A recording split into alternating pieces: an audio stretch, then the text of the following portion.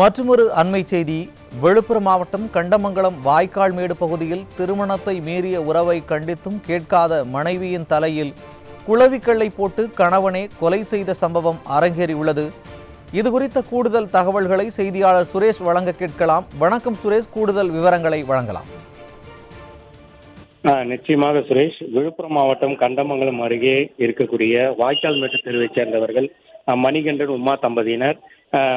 45 வயது மதிக்கத்தக்க அந்த மணிகண்டன் தனது 42 வயதான உமா என்பவரோடு வசித்து வருகிறார்.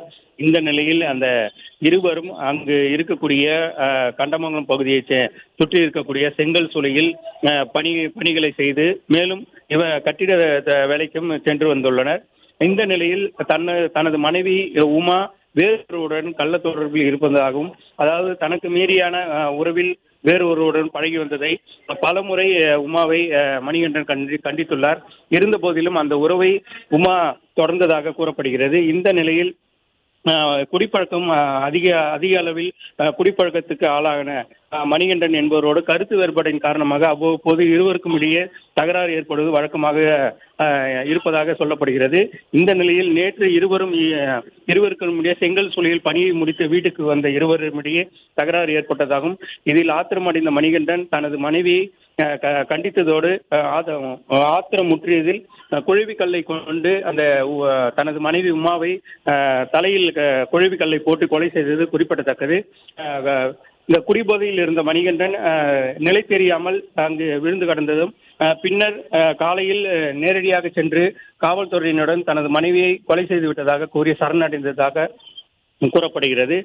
இருந்த போதிலும் காவல்துறையினர் அவரை கைது செய்து கொலைக்கான காரணம் குறித்தும் வேறு ஏதேனும் காரணம் இருக்கிறதா என்பது குறித்தும் தொடர்ந்து காவல்துறையினர் உடலை கைப்பற்றி பிரேத பரிசோதனைக்காக முண்டியம்பாக்கம் அரசு மருத்துவக் கல்லூரி மருத்துவமனைக்கு உமாவின் உடலை அனுப்பி வைத்துள்ளனர். தொடர்ந்து இந்த வழக்கு குறித்து விசாரணை மேற்கொண்டு வருகின்றனர்.